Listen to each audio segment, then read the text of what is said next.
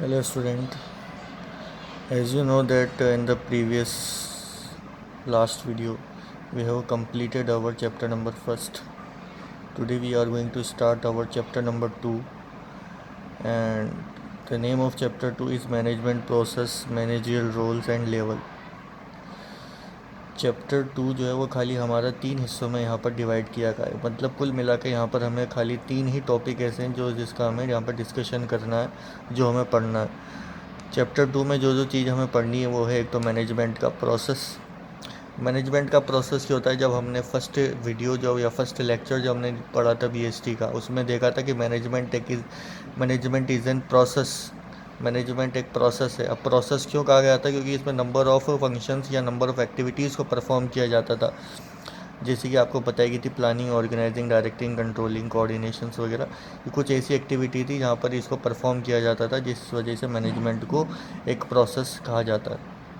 तो यहाँ पर हम मैनेजमेंट का प्रोसेस पढ़ेंगे, मतलब डिटेल में पढ़ेंगे अब मैनेजमेंट के प्रोसेस के अंदर जो फंक्शंस हम परफॉर्म करते हैं।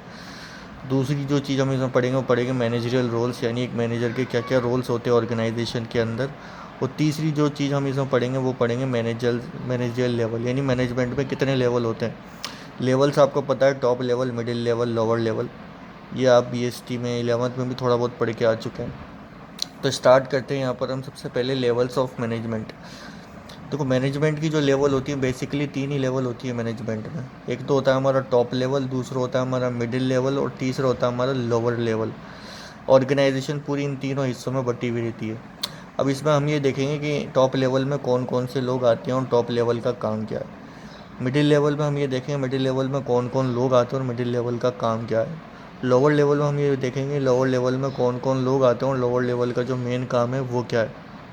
तो टॉप लेवल जो होता है ना, टॉप लेवल में वो लोग आते हैं जिनके बिना किसी भी ऑर्गेनाइजेशन को रन करना जो है वो इम्पॉसिबल होता है। इसलिए टॉप लेवल में जो लोग आते हैं उनको कहा जाता है हार्ट ऑफ द ऑर्गेनाइजेशन। अब टॉप लेवल में जो लोग आते हैं वो कौन कौन होते हैं। सबसे पहले तो बोर्ड ऑफ डायरेक्टर्स आते हैं टॉप लेवल के अंदर। जनरल मैनेजर आते हैं टॉप लेवल के अंदर। चीफ फाइनेंशियल ऑफिसर आते हैं टॉप लेवल के अंदर। चीफ एग्जीक्यूटिव ऑफिसर आते हैं टॉप लेवल के अंदर। बोर्ड ऑफ डायरेक्टर्स तो हम सब जानते हैं, जो हमारे बिजनेस को मैनेज करते हैं। तो अब जो टॉप लेवल पे जो लोग आते हैं वो किस कौन कौन सी एक्टिविटीज़ एक ऑर्गेनाइजेशन के अंदर परफॉर्म करते हैं। तो टॉप लेवल के क्या क्या काम होते हैं। टॉप लेवल का जो काम होता है एक ऑर्गेनाइजेशन के अंदर, वो सबसे पहला जो काम है टॉप लेवल का वो है डिटरमाइनिंग द ऑब्जेक्टिव। डिटरमाइन करना ऑब्जेक्टिव, यानी ऑर्गेनाइजेशन के ऑब्जेक्टिव को डिसाइड करना, ऑर्गेनाइजेशन के मकसद को डिसाइड करना कि ऑर्गेनाइजेशन बनी किस लिए है।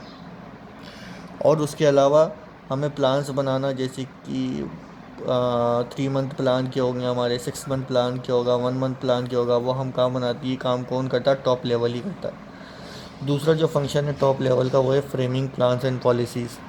एक बार आपने अपनी ऑर्गेनाइजेशन का गोल डिसाइड कर लिया, अब उस गोल्स को अचीव करने के लिए आप जो भी उस गोल्स को अचीव करने के लिए आप जो भी प्लान्स या पॉलिसीज़ बनाते हैं, ये काम भी कौन करता है, हमारा टॉप लेवल ही करता है। ऑब्जेक्ट सेट कर लिया, अब उस ऑब्जेक्ट को अचीव करने के लिए उनको कुछ प्लान्स बनाने पड़ते हैं, कुछ पॉलिसीज़ बनानी पड़ती है, ये काम भी हमारा टॉप लेवल करता है। तीसरा जो फंक्शन है टॉप लेवल का वो है assembling all resources. Assembling all resources का मतलब यहाँ से कि एक ऑर्गेनाइजेशन को अपने ऑब्जेक्टिव पूरा करने के लिए, अपना टारगेट पूरा करने के लिए जिन भी रिसोर्सेज को या जिन भी रिसोर्सेज की रिक्वायरमेंट है उन सभी रिसोर्सेज को अरेंज करना, ये भी हमारा टॉप लेवल मैनेजमेंट देखता है। चौथा जो फीचर है टॉप लेवल का वो है वेलफेयर सर्वाइवल